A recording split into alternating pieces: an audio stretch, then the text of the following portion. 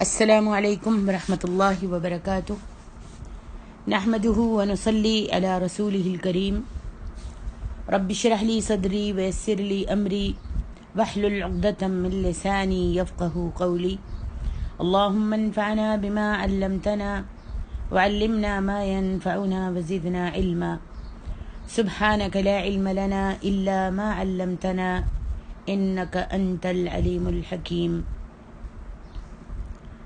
تفسیر سورۃ الانبیاء آیت نمبر 93 سے آخر السورہ بیان کرنے کی کوشش کرتی ہوں۔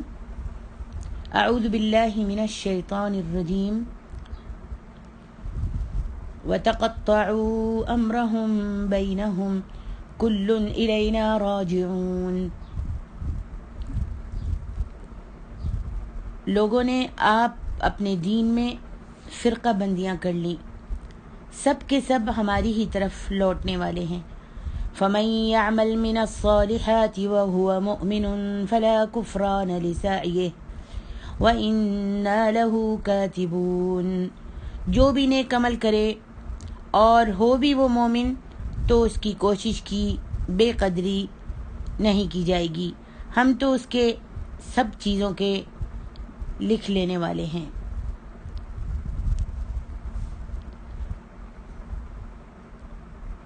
فرمان ہے کہ تم سب کا دین ایک ہی ہے، اوامر و نواہی کے احکام تم سب میں برابر ہیں۔ ہذہ اسم ہے، انا کا، اور امتکم خبر ہے، اور امت واحدہ حال ہے، یعنی یہ شریعت جو بیان ہوئی تم سب کی متفق علیہ شریعت ہے، جس کا اصلی مقصود توحید الہی ہے، جیسا کہ اللہ تبارک و تعالی نے سورۃ المومنون کی آیت یا ایھا الرسل کلوا من الطیبات سے فاتقون تک بیان فرمایا ہے۔ رسول اللہ صلی اللہ علیہ وآلہ وسلم فرماتے ہیں، ہم انبیاء کی جماعت ایسے ہے جیسے ایک باپ کے بیٹے ہوں، دین سب کا ایک ہی ہے، یعنی اللہ وحدہ لا شریک لہ کی عبادت، اگرچہ احکامات شرع مختلف ہیں، دین سب کا ایک ہی ہے، اور سب کے کلمے کا پہلا جز لا الہ الا اللہ، ایک اکیلے اللہ وحدہ لا شریک لہ کی عبادت کرو۔ ہاں احکامات شرع جو ہیں وہ کچھ مختلف ہیں، جیسے فرمان قرآن ہے وَلِكُلٍّ جَعَلْنَا مِنْكُمْ شِرْعَةً وَمِنْهَاجًا، ہر ایک کی راہ اور طریقہ ہے۔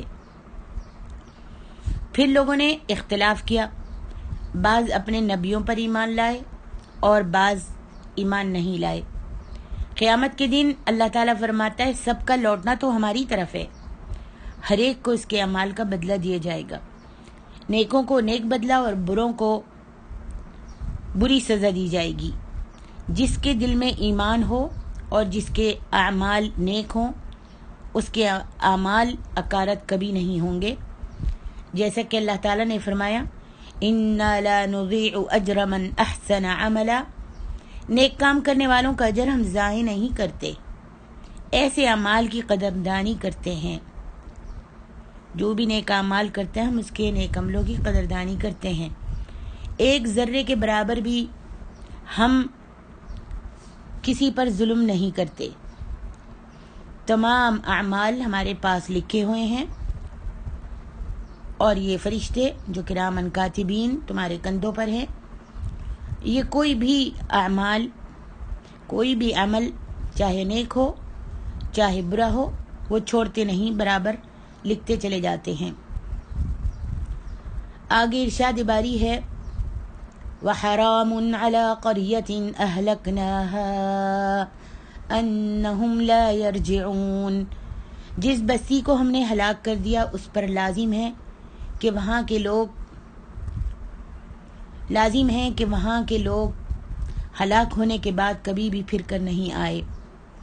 حتی اذا فتحت یأجوج ومأجوج وهم من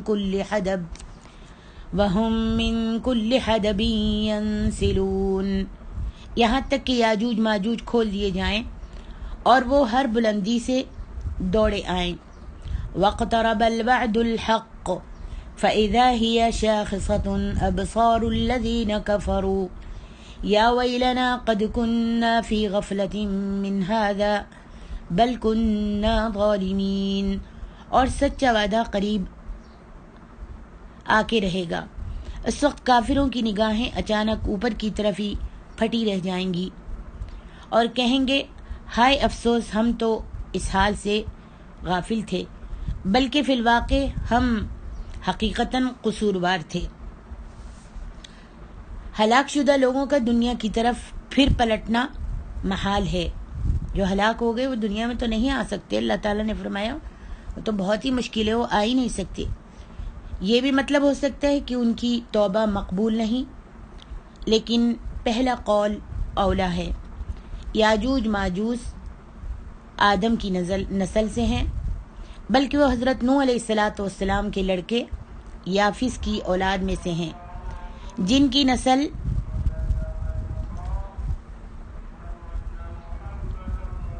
کی نسل یافس کی اولاد میں سے ہے۔ یہ بھی انہی کا ایک گروہ ہے۔ یہ ذوالقرنین کی بنائی ہوئی دیوار کے باہر ہی چھوڑ دیے گئے تھے۔ آپ نے دیوار بنا کر فرمایا تھا کہ یہ میرے رب کی رحمت ہے۔ اللہ کے وعدے کے وقت یہ میرے رب کی رحمت ہے۔ اللہ کے وعدے کا وقت، جب اللہ کا وعدہ آئے گا، اس کے وعدے کا وقت آئے گا، اس دیوار کا چورا چورا ہو جائے گا۔ جیسے آپ نے سورۃ کہف میں پڑھا ہے کہ ذوالقرنین نے وہ دیوار یاجوج ماجوج کے پاس دیوار کھڑی کر دی تھی، جس کو انہوں نے اپنے ہاتھوں سے چنا تھا، لیکن اللہ کے وعدے کے وقت وہ چورا چورا ہو جائے گی۔ میرے رب کا وعدہ حق ہے۔ یاجوج ماجوج قرب قیامت کے وقت وہاں سے نکل آئیں گے اور زمین میں فساد مچا دیں گے۔ ہر اونچی جگہ کو عربی میں حدب کہتے ہیں۔ ان کے نکلنے کے وقت ان کی یہی حالت ہوگی۔ تو اس خبر کو اس طرح بیان کیا جیسے سننے والا اپنی آنکھوں سے دیکھ رہا ہے، اور واقعے میں اللہ تعالیٰ سے زیادہ سچی خبر کس کی ہوگی؟ بیان کرنے میں اللہ تعالیٰ سے زیادہ سچی خبر کس کی ہوگی؟ جو حاضر و غیب کا جاننے والا ہے۔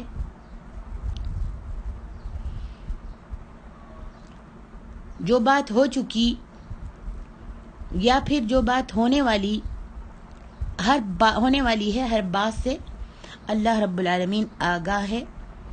ابن عباس رضی اللہ عنہ نے لڑکوں کو اچھلتے کودتے، کھیلتے دوڑتے، ایک دوسروں کی چٹکیاں بھرتے ہوئے دیکھ کر فرمایا اسی طرح یاجوج ماجوج آئیں گے۔ بہت سی حدیثوں میں ان کے نکلنے کا ذکر ہے۔ مسند احمد میں ہے کہ رسول اللہ صلی اللہ علیہ وآلہ وسلم فرماتے ہیں یاجوج ماجوج کھولے جائیں گے اور وہ لوگوں کے پاس پہنچیں گے جیسے اللہ تعالیٰ کا فرمان ہے وَهُم مِّن كُلِّ حَدَبٍ يَنْسِلُونَ، وہ چھا جائیں گے اور مسلمان اپنے شہروں اور قلعوں میں سمٹ آئیں گے، اپنے جانوروں کو بھی وہیں لے لیں گے اور اپنا پانی انہیں پلاتے رہیں گے۔ یاجوج ماجوج جس نہر سے بھی گزریں گے اس کا پانی صفا چاٹ جائیں گے، پی جائیں گے، یہاں تک کہ اس میں خاک اڑنے لگے گی۔ ان کی پھر دوسری جماعت جب وہاں پہنچے گی تو وہ کہے گی شاید اس میں کسی زمانے میں پانی ہوگا۔ جب یہ دیکھیں گے کہ اب زمین پر کوئی نہیں رہا اور سوائے ان مسلمانوں کے جو اپنے شہروں اور قلعوں میں پناہ گزین ہوں گے، کوئی اور وہاں نہیں ہوگا، تو یہ کہیں گے کہ اب زمین والوں سے تو ہم فارغ ہو گئے، یعنی سب ختم ہو گئے، پانی بھی ختم ہو گیا، مسلمان بھی نہیں ہیں۔ لیکن مسلمان ان سے ڈر کر ان کی تباہیوں سے اور ان کے فسادوں سے بچنے کے لیے شہروں اور قلعوں میں بند ہو جائیں گے. تو یہ سمجھیں گے یاجوج ماجوج کہ اب زمین پر کوئی بھی باقی نہیں رہا اور ہم فارغ ہو گئے ہیں، تو چلو آسمان والوں کی خبر لیتے ہیں. چنانچہ ان کا ایک شریر یاجوج ماجوج میں سے ایک شریر اپنا نیزہ گھما کر آسمان کی طرف پھینکے گا. قدرت الہی سے وہ خون آلودہ ہو کر ان کے پاس گر جائے گا. یعنی جب وہ نیزہ آسمان کی طرف پھینکے گا اور جب وہ لوٹ کر نیزہ گرے گا تو وہ خون آلود ہوگا، اس پر خون لگا ہوگا. یہ بھی ایک قدرتی آزمائش ہوگی اللہ کی طرف سے. اب ان کی گردنوں میں گٹھلی ہو جائے گی. یاجوج ماجوج کی گردنوں میں ایک بیماری نکلے گی جس کو طاعون بھی کہتے ہیں. گٹھلی نکلے گی اور اسی وبا میں یہ سارے کے سارے ایک ساتھ ایک دم مر جائیں گے. ان میں سے ایک بھی تو باقی نہیں رہے گا، سارا شور و غل ختم ہو جائے گا. مسلمان کہیں گے کوئی ہے جو اپنی جان ہم مسلمانوں کے لیے ہتھیلی پر رکھ کر شہر کے باہر جائے اور ان دشمنوں کو دیکھے کہ وہ کس حال میں ہیں، یعنی یاجوج ماجوج کس حال میں ہیں. چنانچہ ایک صاحب اس کے لیے تیار ہو جائیں گے اور اپنے آپ کو قتل شدہ سمجھ کر، یعنی اپنی جان کو ہتھیلی پر رکھ کر، اور سمجھ جائے گا کہ میں باہر نکل رہا ہوں تو شاید ہی زندہ واپس آؤں. اپنی جان کو ہتھیلی پر رکھ کر اپنے آپ کو قتل شدہوں میں سمجھ کر راہ للہ مسلمانوں کی خدمت کے لیے نکل کھڑے ہوں گے. دیکھیں گے کہ سب کا ڈھیر لگا ہوا ہے، یعنی یاجوج ماجوج سب مرے پڑے ہیں، سارے ہلاک ہوئے ہوئے ہیں. یہ اسی وقت ندا کرے گا کہ مسلمانوں خوش ہو جاؤ، اللہ نے خود تمہارے دشمنوں کو غارت کر دیا، اور آؤ دیکھو یہ سب کے سب مرے پڑے ہیں. اب مسلمان باہر آئیں گے اور اپنے مویشیوں کو بھی لائیں گے. ان کے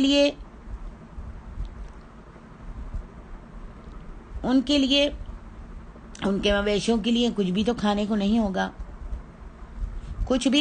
ہوگا، اس لیے کہ وہ یاجوج ماجوج ساری کھیتیاں، سارے باغ، سارا پانی کھا گئے ہوں گے اور کچھ بھی ان کے کھانے کے لیے نہیں ہوگا. تو بجز ان کے گوشت کے اور کچھ بھی نہیں ہوگا.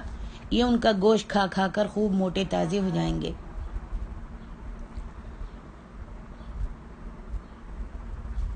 مسند احمد میں ہے کہ حضور صلی اللہ علیہ وآلہ وسلم نے ایک دن صبح دجال کا ذکر کیا، اس طرح پر کہ ہم سمجھے شاید وہ ان درختوں کی آڑ میں چھپا ہے اور کچھ ہی دیر میں نکل جائے گا. آپ فرمانے لگے مجھے دجال سے زیادہ خوف تم پر کسی اور چیز کا ہے. اگر دجال میری موجودگی میں نکلا تو میں آپ اس سے نمٹ لوں گا، ورنہ تم میں سے ہر شخص اس سے بچے. میں تمہیں اللہ کی امان میں دے رہا ہوں. وہ جوان ہوگا، الجھے ہوئے بالوں والا ہوگا، اس کی نشانی کانا بھی ہوگا اور ابری ہوئی آنکھ والا ہوگا. کانا ہوگا اور ابری ہوئی آنکھ والا ہوگا. وہ شام اور عراق کے درمیان سے نکلے گا اور دائیں بائیں سب جگہ گھومے گا. اے اللہ کے بندو، تم سب اس وقت ثابت قدم رہنا. ہم نے دریافت کیا کہ یا رسول اللہ وہ کتنا ٹھہرے گا، یعنی کتنا عرصہ رہے گا؟ آپ نے فرمایا 40 دن، اور ایک دن 1 سال کے برابر ہوگا، پھر ایک دن 1 مہینے کے برابر ہوگا، پھر ایک دن 1 جمعے کے برابر ہوگا، اور باقی دن معمولی دنوں جیسے ہوں گے. ہم نے پوچھا یا رسول اللہ صلی اللہ علیہ وسلم جو دن سال بھر کے برابر ہوگا اس میں ہمیں یہی 5 نمازیں کافی ہوں گی؟ آپ نے فرمایا نہیں، تم اپنے اندازے سے وقت پر نماز پڑھتے رہا کرنا. پھر ہم نے دریافت کیا حضور صلی اللہ علیہ وسلم اس کی رفتار کیسی ہوگی؟ فرمایا جیسے بادل ہوا انہیں ادھر سے ادھر بگائے لیے جاتی ہو، جیسے بادلوں کو ہوا ادھر سے ادھر بھگا کر لے جاتی ہے. ایک قبیلے کے پاس جائے گا، انہیں اپنی طرف بلائے گا، وہ اس کی مان لیں گے. آسمان کو حکم دے گا کہ ان پر بارش برسائے، زمین سے کہے گا کہ ان کے لیے پیداوار اگائے، ان کے جانور ان کے پاس موٹے تازے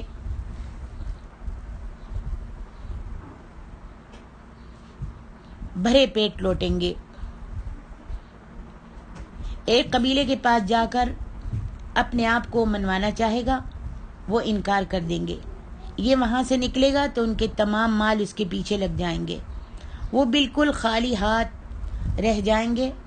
وہ غیر آباد جنگلوں میں جائے گا اور زمین سے کہے گا اپنے خزانے اگل دے، وہ بھی اگل دے گی، اور سارے خزانے اس کے پیچھے ایسے چلیں گے جیسے شہد کی مکھیاں اپنے سردار کے پیچھے چلتی ہیں۔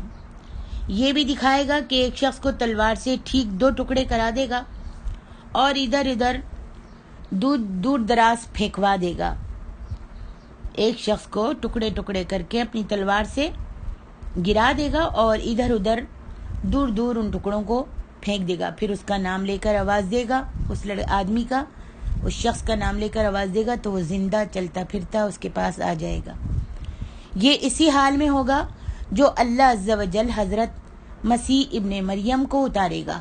جب یہاں تک ہو جائے گا تو اللہ تعالیٰ کے حکم سے حضرت عیسیٰ علیہ السلام جن کو اللہ تعالیٰ نے آسمان پر اٹھا لیا ہے، آسمان سے اللہ تعالیٰ اتاریں گے۔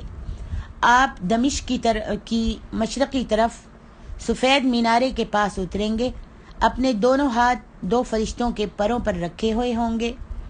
آپ اس کا پیچھا کریں گے، دجال کا، اور مشرقی باب لت کے پاس اسے پا کر، اس کو دیکھ کر اس کو قتل کر دیں گے۔ پھر حضرت عیسیٰ ابن مریم علیہ السلام کی طرف اللہ کی وحی آئے گی کہ میں اپنے ایسے بندوں کو بھیجتا ہوں جن سے لڑنے کی تم میں تاب و طاقت نہیں، میرے بندوں کو طور کی طرف سمیٹ کر لے جاؤ۔ پھر اللہ رب العالمین یاجوج ماجوج کو بھیجے گا، جیسے کہ فرمایا وَهُم مِّن كُلِّ حَدَبٍ يَنْسِلُونَ۔ ان سے تنگ آ کر حضرت عیسیٰ علیہ السلام اور آپ کے ساتھی اللہ رب العالمین کے سامنے دعا کریں گے تو اللہ تعالیٰ ان پر گٹھلی کی بیماری بھیجے گا جو ان کی گردن میں نکلے گی۔ یاجوج ماجوج کی سارے کے سارے جتنے بھی ہیں اوپر تلے ایک ساتھ ہی مر جائیں گے۔ تب عیسیٰ علیہ السلام مومنوں کے ساتھ آئیں گے، دیکھیں گے کہ تمام زمین ان کی لاشوں سے بھری پڑی ہے اور ان کی بدبو سے کھڑا بھی نہیں ہوا جاتا۔ آپ پھر اللہ تعالیٰ سے دعا کریں گے تو اللہ تعالیٰ بختی اونٹوں کی گردنوں جیسے پرند بھیجے گا جو انہیں اٹھا کر اللہ جانے کہاں پھینک آئیں گے۔ وہ اپنے منہ میں ان کو اٹھائیں گے اور اٹھا کر اللہ ہی کو معلوم ہے کہ وہ کہاں پھینکیں گے۔ کعب رحمۃ اللہ علیہ کہتے ہیں مہیل میں یعنی سورج کے طلوع ہونے کی جگہ میں انہیں پھینک آئیں گے۔ پھر 40 دن تک تمام زمین پر متواتر مسلسل بارش برسے گی، زمین دھل دھلا کر ہتھیلی کی طرح صاف ہو جائے گی۔ پھر بحکم الہی اللہ کے حکم سے اپنی برکتیں اگا دے گی، زمین صاف ہو جائے گی۔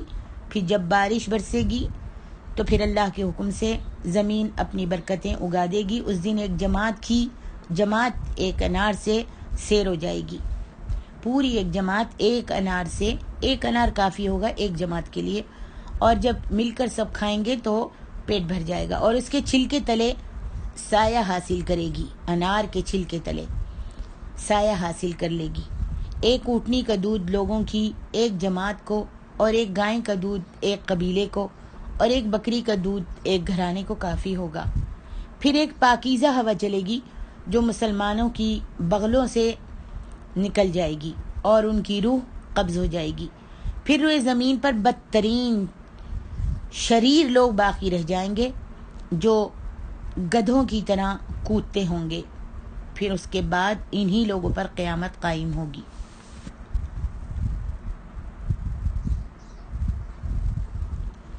امام ترمذی رحمۃ اللہ علیہ اس حدیث کو حسن کہتے ہیں۔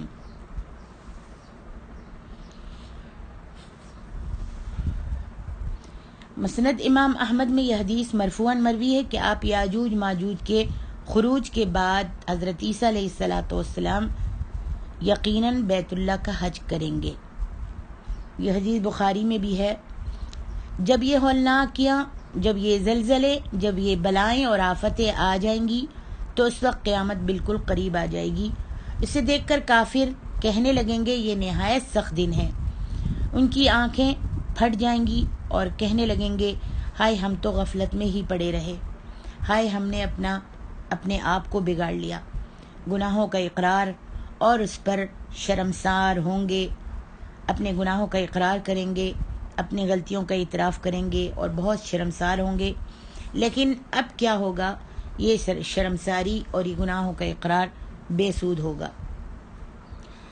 اللہ تعالیٰ آگے فرماتے ہیں انکم وما تعبدون من دون اللہ حصب جہنم انتم لہا واردون، تم اور اللہ کے سوا جن جن کی تم عبادت کرتے ہو سب دوزخ کا ایندھن بنو گے، تم سب دوزخ میں جانے والے ہو۔ لو کان ہؤلاء آلہۃ ما وردوها وکل فیہا خالدون، اگر یہ سچے معبود ہوتے تو جہنم میں داخل نہیں ہوتے، سب کے سب اسی میں ہمیشہ رہنے والے ہیں۔ لہم فیہا زفیر وہم فیہا لا یسمعون، وہ وہاں چلا رہے ہوں گے اور وہاں وہ کچھ بھی نہ سن سکیں گے۔ ان الذین سبقت لہم منا الحسنی اولئک عنہا مبعدون، جن کے لیے ہماری طرف سے نیکی پہلے ہی ٹھہر چکی ہے وہ سب جہنم سے دور ہی رکھے جائیں گے۔ لا يسمعون حسیسها وهم فیما اشتہت انفسهم خالدون، وہ تو دوزخ کی آہٹ تک نہیں سنیں گے اور اپنی منمانی چیزوں میں ہمیشہ رہنے والے ہوں گے۔ لا يحزنهم الفزع الأكبر وتتلقاهم الملائكة هذا يومكم الذي كنتم توعدون، وہ بڑی گھبراہٹ میں بھی انہیں غمگین نہیں کر سکے گی، وہ بڑی گھبراہٹ میں بھی انہیں غمگین نہیں کر سکے گی اور فرشتے انہیں ہاتھوں ہاتھ لے لیں گے، یہی تمہارا وہ دن ہے جس کا تم وعدہ دیے جاتے ہو۔ بت پرستوں سے اللہ تعالیٰ فرماتا ہے کہ تم اور تمہارے بت جہنم کی آگ کی لکڑیاں بنو گے، جیسے فرمان ہے وقودها الناس والحجارہ، اس کا ایندھن انسان ہے اور پتھر۔ حبشی زبان میں حطب کو حصب کہتے ہیں یعنی لکڑیاں، بلکہ قرات میں بجائے حصب کے حطب ہے۔ تم سب عابد و معبود جہنمی ہو اور وہ بھی ہمیشہ کے لیے۔ اگر یہ سچے معبود ہوتے تو کیوں آگ میں جلتے؟ یہاں تو پرستار اور پرستش کیے جانے والے سب ابدی طور پر دوزخی ہوں گے، وہ الٹی سانس میں چیخیں گے، جیسے فرمان لہم فیہا زفیر و شہیق، وہ سیدھی الٹی سانسوں سے چیخیں گے اور چیخوں کے سوا ان کے کان میں اور کوئی آواز نہیں پڑے گی۔ حضرت ابن مسعود رضی اللہ تعالیٰ عنہ سے مروی ہے کہ جب صرف مشرک جہنم میں رہ جائیں گے انہیں آگ کے صندوقوں میں قید کر دیا جائے گا جن میں آگ کے سریے ہوں گے، ان میں سے ہر ایک کو یہی گمان ہوگا کہ جہنم میں اس کے سوا اور کوئی بھی نہیں ہے۔ پھر آپ نے یہی آیت تلاوت فرمائی۔ ابن جریر، حسنہ سے مراد رحمت و سعادت ہے۔ جہنمیوں کا اور ان کے عذابوں کا ذکر کر کے اب نیک لوگوں کا اور ان کی جزاؤں کا ذکر ہو رہا ہے۔ یہ لوگ با ایمان تھے، ایمان والے تھے، ان کے نیک اعمال کی وجہ سے سعادت ان کے استقبال کو تیار تھی، ان کا استقبال کرنے کے لیے نیک اعمال کرنے کی وجہ سے سعادت جو ہے ان کے استقبال کے لیے تیار ہوگی، جیسے فرمان ہے للذین احسنوا الحسنى وزیادہ، نیکوں کے لیے نیک اجر ہے اور زیادہ اجر کا وعدہ کیا گیا ہے۔ فرمان هل جزاء الاحسان الا الاحسان، نیکی کا بدلہ نیکی ہی ہے۔ ان کے دنیا کے اعمال نیک تھے تو آخرت میں ثواب اور نیک بدلہ ملا، عذاب سے بچے اور رحمت رب سے سرفراز ہوئے۔ یہ جہنم سے دور کر دیے گئے کہ اس کی آہٹ تک بھی، جہنم کی آہٹ تک بھی ان کو سنائی نہیں دے گی، نہ جہنمیوں کا جلنا وہ سنتے ہیں، نہ ہی آہٹ ان کو سنائی دے گی۔ پل صراط پر دوزخیوں کو زہریلے ناگ ڈستے ہیں اور یہ وہاں ہائے ہائے کرتے ہیں۔ جنتی لوگ یہ کان بھی اس دردناک آواز سے نا آشنا رہیں گے۔ اللہ اکبر، اللہم اجعلنا منہم، اللہ ہم کو ان میں سے کر دے۔ اتنا ہی نہیں کہ خوف اللہ کے خوف ڈر سے یہ الگ ہو گئے، بلکہ ساتھ ہی راحت و آرام بھی حاصل کر لیا۔ من مانی چیزیں موجود ہوں گی، دوامی کی راحت بھی حاضر ہوگی۔ حضرت علی رضی اللہ تعالی عنہ نے ایک رات اس آیت کی تلاوت کی اور فرمایا، میں اور عمر اور عثمان اور زبیر اور طلحہ اور عبد الرحمن انہی لوگوں میں سے ہیں۔ یا حضرت سعد کا نام لیا رضی اللہ عنہم۔ اتنے میں نماز کی تکبیر ہوئی تو آپ چادر گھسیٹتے ہوئے وہم لا یسمعون حسیسہا پڑھتے ہوئے اٹھ کھڑے ہوئے۔ اور روایت میں ہے کہ آپ نے فرمایا، حضرت عثمان رضی اللہ تعالی عنہ اور ان کے ساتھی ایسے ہی ہیں۔ ابن عباس رضی اللہ تعالیٰ عنہ فرماتے ہیں، یہی لوگ اولیاء اللہ ہیں، بجلی سے بھی زیادہ تیزی کے ساتھ پل صراط سے پار ہو جائیں گے۔ اللہ اکبر، اور کافر وہیں گھٹنوں کے بل گر پڑیں گے۔ بعض کہتے ہیں اس سے مراد وہ بزرگان دین ہیں جو اللہ والے تو تھے، شرک سے بیزار بھی تھے، لیکن ان کے بعد لوگوں نے ان کی مرضی کے خلاف ان کی پوجا پاٹ شروع کر دی تھی، جیسے حضرت عزیر، حضرت مسیح یعنی عیسیٰ، فرشتے، سورج، چاند، حضرت مریم وغیرہ۔ عبداللہ بن زباری حضرت صلی اللہ علیہ وسلم کے پاس آیا اور کہنے لگا، تیرا خیال ہے کہ اللہ نے آیت انکم وما تعبدون من دون اللہ حصب جہنم اتاری ہے؟ اگر یہ سچ ہے تو کیا سورج، چاند، فرشتے، عزیر، عیسیٰ سب کے سب ہمارے بتوں کے ساتھ جہنم میں جائیں گے؟ اس کے جواب میں آیت اللہ تعالیٰ نے اتاری، وَلَمَّا ضُرِبَ ابْنُ مَرْيَمَ مَثَلًا إِذْ قَوْمُكَ مِنْهُ يَصُدُّونَ اتری، اور آیت إِنَّ الَّذِينَ سَبَقَتْ لَهُم مِّنَّ الْحُسْنَى نازل ہوئی۔ سیرت ابن اسحاق میں ہے، حضور صلی اللہ علیہ وآلہ وسلم ایک دن ولید بن مغیرہ کے ساتھ مسجد میں بیٹھے ہوئے تھے کہ نضر بن حارث آیا۔ اس وقت مسجد میں اور قریشی بھی بہت سارے تھے۔ نضر بن حارث رسول اللہ صلی اللہ علیہ وآلہ وسلم سے باتیں کر رہا تھا، لیکن وہ لاجواب ہو گیا، تو آپ نے آیت انکم وما تعبدون سے لا یسمعون تک تلاوت فرمائی۔ جب آپ اس مجلس سے چلے گئے تو عبداللہ بن زباری آیا۔ لوگوں نے اس سے کہا، آج نضر بن حارث نے محمد سے باتیں کی، لیکن بری طرح چت ہو گیا، یعنی زیر ہو گیا اور ہار گیا۔ اور حضرت یہ فرماتے ہوئے چلے گئے، اس نے کہا، اگر میں ہوتا تو انہیں جواب دیتا کہ ہم فرشتوں کو پوچھتے ہیں، یہود عزیر کو، نصرانی عیسیٰ کو، تو کیا یہ سب بھی جہنم میں جلیں گے؟ سب کو یہ جواب بہت پسند آیا۔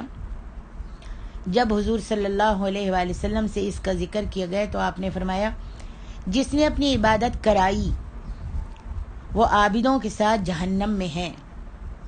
جس نے بھی، چاہے ولی ہو، قطب ہو، پیر ہو، بزرگ ہو، جس نے بھی اپنی عبادت کرائی، اپنی عبادت کرنے کا حکم دیا، وہ ان عابدوں کے ساتھ جو اس کی عبادت کرتے تھے جہنم میں ہیں، جہنم میں داخل ہوں گے۔ یہ بزرگ اپنی عبادتیں نہیں کراتے تھے، یعنی عزیر، عیسیٰ، یہ اپنی عبادتیں کرنے کا حکم نہیں دیتے تھے، اپنی عبادتیں نہیں کراتے تھے، بلکہ یہ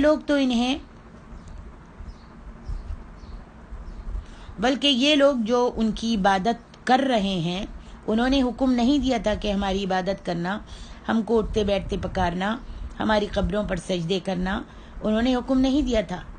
یہ لوگ جو عبادت کر رہے ہیں تو یہ تو شیطان کو پوج رہے ہیں، اسی نے انہیں ان کی عبادت کی راہ بتائی ہے۔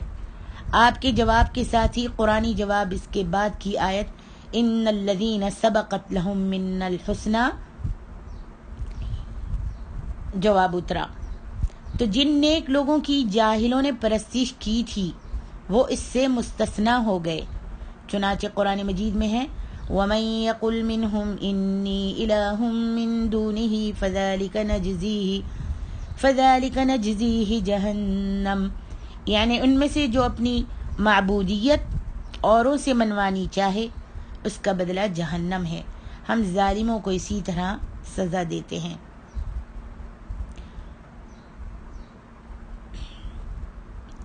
اور آیت اتری سورۃ زخرف کی 97 آیت اتری، وَلَمَّا ضُرِبَ ابْنُ مَرْيَمَ مَثَلًا إِذْ قَوْمُكَ مِنْهُ يَصُدُّونَ، اتری کہ اس بات کے سنتے ہی وہ لوگ متعجب ہو گئے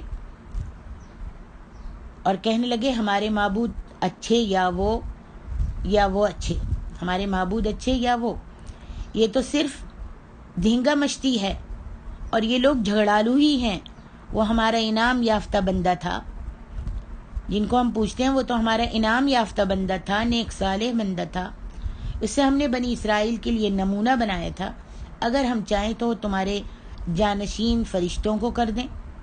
حضرت عیسیٰ نشان قیامت ہیں، ان کے ہاتھ سے جو معجزات صادر ہوئے وہ شبے والی چیزیں نہیں، وہ قیامت کی دلیل ہیں، تجھے اس میں کچھ شک نہیں کرنا چاہیے، میری مانتا چلا جا، یہی صراط مستقیم ہے۔ ابن زباری کی جرت کو دیکھیے، خطاب اہل مکہ سے ہے اور ان کی تصویروں اور پتھروں کے لیے کہا گیا ہے جنہیں وہ سوائے اللہ کے پوجا کرتے تھے، نہ کہ حضرت عیسیٰ علیہ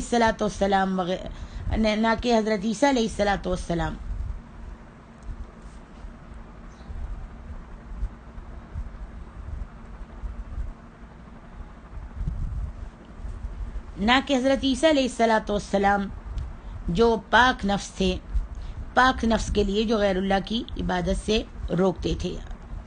امام ابن جریر رحمۃ اللہ علیہ فرماتے ہیں لفظ ماں جو یہاں ہے وہ عرب میں ان کے لیے آتا ہے جو بے جان اور بے عقل ہوں۔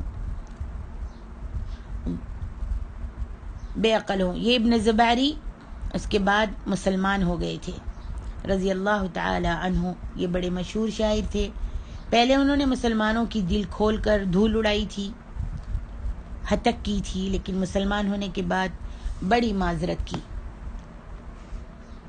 موت کی گھبراہٹ، نفخے کی گھبراہٹ، لوگوں کی جہنم کے داخلے کے وقت کی گھبراہٹ، اس گھڑی کی گھبراہٹ جب کہ جہنم پر ڈھکن ڈھک دیا جائے گا، جب کہ موت کو دوزخ جنت کے درمیان ذبح کر دیا جائے گا، غرض کسی اندیشے کا نزول ان پر نہیں ہوگا، وہ ہر غم و ہراس سے دور ہوں گے، پورے مسرور ہوں گے، خوش ہوں گے اور ناخوشی سے کوسوں دور ہوں گے، الگ ہوں گے، فرشتوں کے پرے کے پرے ان سے ملاقاتیں کر رہے ہوں گے اور انہیں ڈھارس دیتے ہوئے کہیں گے کہ اسی دن کا وعدہ تم سے کیا گیا تھا، اس وقت تم قبروں سے اٹھنے کے دن کے منتظر رہو۔ آگے اللہ فرماتے ہیں یوم نطوی السماء کطی السجل للکتب کما بدأنا اول خلق نعیدہ وعدا علینا انا کننا فاعلین، جس دن ہم آسمان کو لپیٹ لیں گے مثل لپیٹنے کتاب کے لکھے ہوئے پر، جیسے کہ ہم نے اول دفعہ پیدائش کی تھی اور پہلی مرتبہ پیدا کیا تھا اسی طرح دوبارہ کریں گے، یہ ہمارے ذمہ وعدہ ہے اور ہم اسے ضرور کر کے رہیں گے۔ اللہ اکبر، یہ قیامت کے دن ہوگا جب ہم آسمان کو لپیٹ لیں گے، جیسا کہ اللہ تعالیٰ نے فرمایا وما قدر اللہ حق قدرہ، ان لوگوں نے جیسی قدر اللہ کی کرنی چاہیے تھی کی ہی نہیں، پہچانی ہی نہیں، جانی ہی نہیں۔ تمام زمین قیامت کے دن اس کی مٹھی میں ہوگی اور تمام آسمان اس کے دائیں ہاتھ میں لپٹے ہوئے ہوں گے، وہ پاک اور برتر ہے ہر اس چیز سے جسے لوگ اس کا شریک ٹھہرا رہے ہیں۔ بخاری شریف میں ہے حضرت صلی اللہ علیہ وآلہ وسلم فرماتے ہیں اللہ تعالیٰ قیامت کے دن زمینوں کو مٹھی میں لے لے گا اور آسمان اس کے دائیں ہاتھ میں ہوں گے۔ ابن عباس رضی اللہ تعالیٰ عنہ فرماتے ہیں ساتوں آسمانوں کو اور وہاں کی کل مخلوق کو، ساتوں زمینوں کو اور اس کی کل کائنات کو اللہ تعالیٰ اپنے دائیں ہاتھ میں لپیٹ لے گا، وہ اس کے ہاتھ میں ایسے ہوں گے جیسے رائی کا دانہ۔ یہاں پر قطعی سجل سے مراد کتاب ہے، اس دن اللہ تعالیٰ نئے سرے سے مخلوق کو پہلے کی طرح پیدا کرے گا. جو پہلے کرنے پر قادر ہے، پہلی دفعہ اس نے پیدا کیا، وہ اس کے اعادے پر، اس کو دوبارہ کرنے پر کیسے قادر نہیں؟ دوبارہ کرنے پر وہ اس سے بھی زیادہ قادر ہے. یہ اللہ کا وعدہ ہے، اس کے وعدے اٹل ہوتے ہیں، وہ نہ کبھی بدلے نہ ان میں تضاد ہو. وہ تمام چیزوں پر قادر ہے، وہ اسے پورا اور ثابت کر کے ہی رہے گا. حضور صلی اللہ علیہ وآلہ وسلم نے کھڑے ہو کر اپنے ایک واعظ میں فرمایا، تم لوگ اللہ کے سامنے جمع ہونے والے ہو، ننگے پیر، ننگے بدن، بے ختنہ. جیسے ہم نے پہلی بار پیدا کیا تھا اسی طرح ہم دوبارہ بھی لوٹائیں گے. یہ ہمارا وعدہ ہے جسے ہم پورا کر کے رہیں گے. بخاری. سب چیزیں نیست و نابود ہو جائیں گی اور پھر دوبارہ سے بنائی جائیں گی. اللہ اکبر. آگے فرمایا، وَلَقَدْ كَتَبْنَا فِي الزَّبُورِ مِن بَعْدِ الذِّكْرِ أَنَّ الْأَرْضَ يَرِثُهَا عِبَادِيَ الصَّالِحُونَ إِنَّ فِي هَذَا لَبَلَاغًا لِقَوْمٍ عَابِدِينَ. ہم زبور میں نصیحت کے بعد لکھ چکے ہیں کہ زمین کے وارث میرے نیک بندے ہو کر ہی رہیں گے. عبادت گزار بندوں کے لیے تو اس میں کفایت ہے. وَمَا أَرْسَلْنَاكَ إِلَّا رَحْمَةً لِلْعَالَمِينَ. ہم نے تجھے تمام جہان والوں کے لیے رحمت بنا کر بھیجا ہے. اللہ تعالیٰ اپنے بندوں کو جس طرح آخرت میں دے گا اسی طرح دنیا میں بھی انہیں ملک و مال دیتا ہے. یہ اللہ کا پکا وعدہ اور سچا فیصلہ ہے. جیسے فرمان ہے، ان الارض للہ یورثها من یشاء من عبادہ. زمین اللہ کی ہے، جسے چاہتا ہے اس کا وارث بنا دیتا ہے. انجام کار پرہیزگاروں کا حصہ ہے. اور فرمان ہے کہ ہم اپنے رسولوں کی اور ایمانداروں کی دنیا میں اور آخرت میں مدد فرماتے ہیں. یہ بھی فرمان ہے کہ تم میں سے ایمانداروں اور نیک لوگوں سے اللہ کا وعدہ ہے کہ وہ انہیں زمین میں غالب بنائے گا، جیسے کہ ان سے اگلوں کو اس نے غالب کیا، غلبہ دیا اور ان کے لیے ان کے دین کو قوی کر دیا جس سے وہ خوش ہو گئے. اور فرمایا کہ یہ شرعیہ اور قدریہ کتابوں میں مرقوم ہے، یقیناً ہو کر ہی رہے گا. زبور سے مراد یہاں پر بقول سعید بن جبیر رحمۃ اللہ علیہ تورات، انجیل اور قرآن ہے. مجاہد کہتے ہیں زبور سے مراد کتاب ہے. بعض لوگ کہتے ہیں زبور اس کتاب کا نام ہے جو حضرت داؤد علیہ السلام پر اتری تھی. ذکر سے مراد یہاں پر تورات ہے. ابن عباس رضی اللہ تعالیٰ عنہ فرماتے ہیں ذکر سے مراد یہاں پر قرآن ہے. ابو دردہ فرماتے ہیں صالح لوگ ہم ہی ہیں، مراد اس سے با ایمان یعنی ایماندار لوگ ہیں.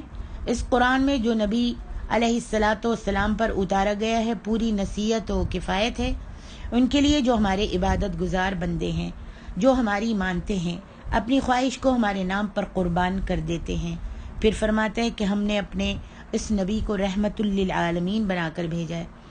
پس اس نعمت کی شکر گزاری کرنے والا دنیا و آخرت میں شادماں ہے اور ناقدری کرنے والا دونوں جہاں میں برباد اور ناشاد ہے. جیسے ارشاد ہے، کیا تم نے انہیں نہیں دیکھا جنہوں نے نعمت الہی کی ناشکری کی اور اپنی قوم کو غارت کر دیا، اللہ نے ان کو ہلاک کر دیا. اس قرآن کی نسبت فرمایا کہ یہ ایمان والوں کے لیے ہدایت و شفا ہے. بے ایمان اس سے بہرے اور اندھے ہیں اور اندھے ہی رہتے ہیں. صحیح مسلم میں ہے کہ ایک موقع پر اصحاب رسول صلی اللہ علیہ وآلہ وسلم نے عرض کی کہ حضور صلی اللہ علیہ وسلم ان کافروں کے لیے بد دعا کر دیجئے. آپ نے فرمایا میں لعنت کرنے والا بنا کر نہیں بھیجا گیا بلکہ رحمت بنا کر بھیجا گیا ہوں. اور حدیث میں آپ فرماتے ہیں میں تو صرف رحمت و ہدایت ہوں.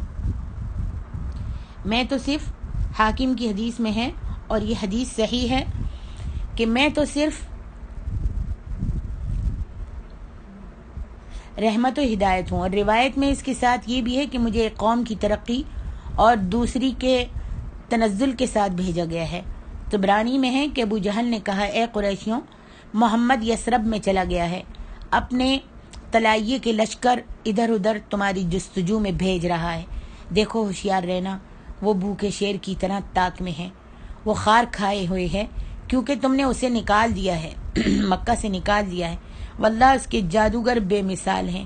میں تو اسے یا اس کے ساتھیوں میں سے جس کسی کو دیکھتا ہوں تو مجھے ان کے ساتھ شیطان نظر آتے ہیں۔ تم جانتے ہو کہ اوس اور خزرج ہمارے دشمن ہیں، اس دشمن کو ان دشمنوں نے پناہ دی ہے۔ خزرج اور اوس ہمارے دشمن ہیں، اور اس دشمن کو یعنی نبی صلی اللہ علیہ وسلم کو ان دشمنوں نے پناہ دی ہے۔ اس پر مطعم بن عدی کہنے لگے، ابو الحکم سنو، تمہارے اس بھائی سے جسے تم نے اپنے ملک سے جلاوطن کر دیا ہے، میں نے کسی کو زیادہ سچا اور زیادہ وعدے کا پورا کرنے والا نہیں پایا۔ اب جب کہ ایسے بھلے آدمی کے ساتھ تم یہ بدسلوکی کر چکے ہو تو اب تو اسے چھوڑ دو، تمہیں چاہیے اس سے بالکل الگ تھلگ ہو جاؤ۔ اس پر ابو سفیان بن حارث کہنے لگا، نہیں، تمہیں اس پر پوری سختی کرنی چاہیے۔ یاد رکھو اگر اس کے طرفدار تم پر غالب آ گئے تو تم کہیں کے بھی نہیں رہو گے۔ وہ رشتہ دیکھیں گے نہ ہی کنبہ دیکھیں گے۔ میری رائے میں تو تمہیں مدینے والوں کو تنگ کر دینا چاہیے کہ یا تو وہ محمد کو نکال دیں یا ان مدینے والوں کا صفایا کر دینا چاہیے۔ اگر تم تیار ہو جاؤ تو میں مدینے کے کونے کونے پر لشکر بٹھا دوں گا اور انہیں ناکو چنے چبوا دوں گا۔ جب حضور صلی اللہ علیہ وآلہ وسلم کو یہ باتیں پہنچی تو آپ نے فرمایا، اللہ کی قسم جس کے ہاتھ میں میری جان ہے کہ میں ہی انہیں قتل و غارت کروں گا اور قید کر کے پھر احسان کر کے ان کو چھوڑوں گا۔ میں رحمت ہوں، میرا بھیجنے والا اللہ ہے، وہ مجھے اس دنیا سے نہیں اٹھائے گا جب تک کہ اپنے دین کو دنیا پر غالب نہ کرتے۔ میرے 5 نام ہیں، محمد، احمد، ماہی، یعنی میری وجہ سے اللہ کفر کو مٹا دے گا، حاشر اس لیے کہ لوگ میرے قدموں پر جمع کیے جائیں گے، اور عاقب۔ مسند احمد میں ہے، حضرت حذیفہ رضی اللہ تعالی عنہ مدائن میں تھے۔ بسا اوقات احادیث رسول کا مذاکرہ رہا کرتا تھا۔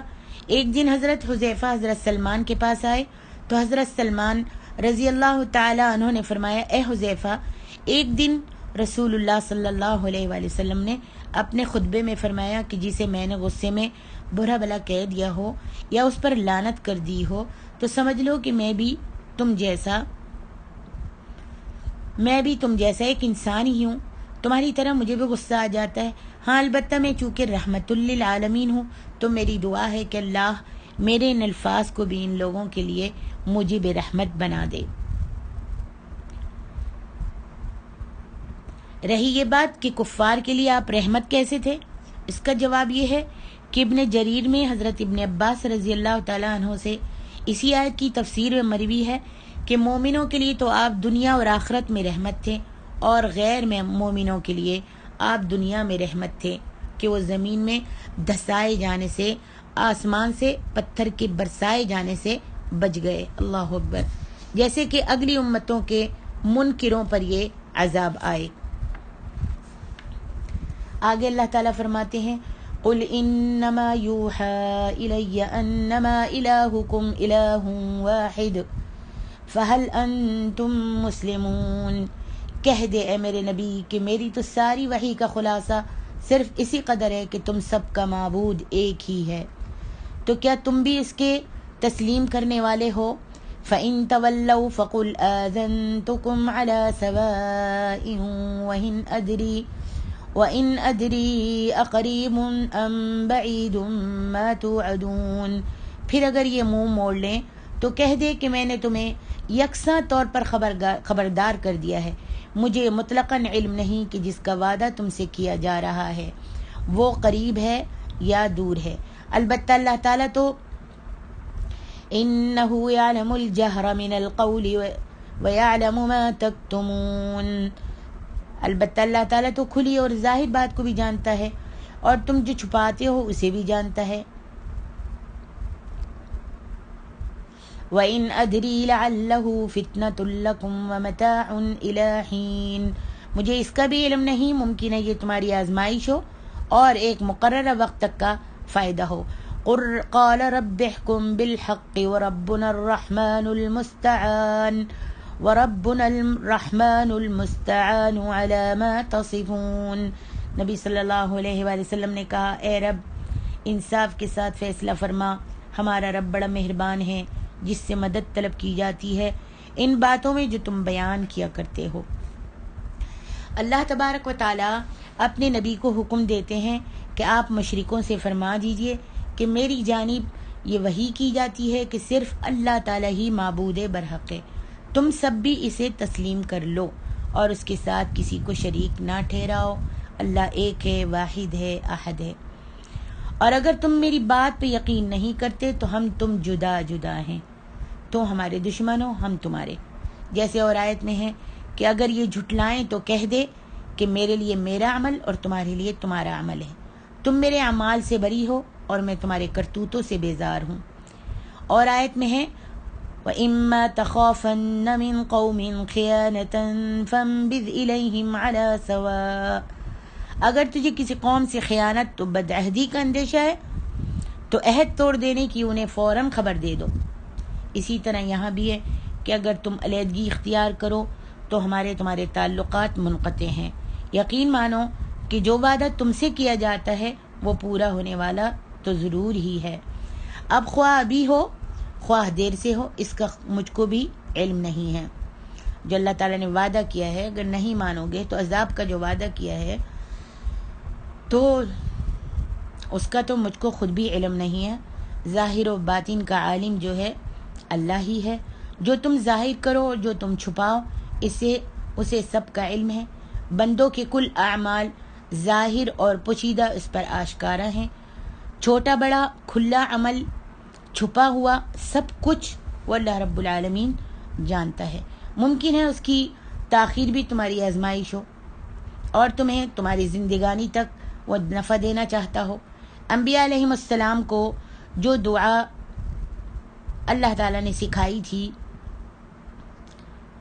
اور وہ دعا یہی ہے کہ اے اللہ قال رب احکم بالحق وربنا الرحمن المستعان علی ما تصفون، کہ اے اللہ ہم میں اور ہماری قوم میں تو سچا فیصلہ کر اور تو ہی بہتر فیصلہ کرنے والا ہے۔ نبی علیہ السلام کو بھی اسی قسم کی دعا کا حکم ہوا کہ آپ بھی اس دعا کو پڑھیے۔ حضور علیہ السلام جب کبھی کسی غزوہ میں جاتے تو یہی دعا کرتے ہوئے جاتے کہ میرے رب تو ہی سچا فیصلہ فرما۔ ہم اپنے مہربان رب سے ہی مدد طلب کرتے ہیں کہ وہ تمہارے جھوٹ اور افتراؤں کو جو تم جھوٹ باندھتے ہو، جھوٹ کو ہم سے ٹال دے، اور اس میں ہمارا مددگار وہی اللہ رب العالمین ہے۔ سورۃ انبیاء کی تفسیر ختم ہوتی ہے الحمدللہ۔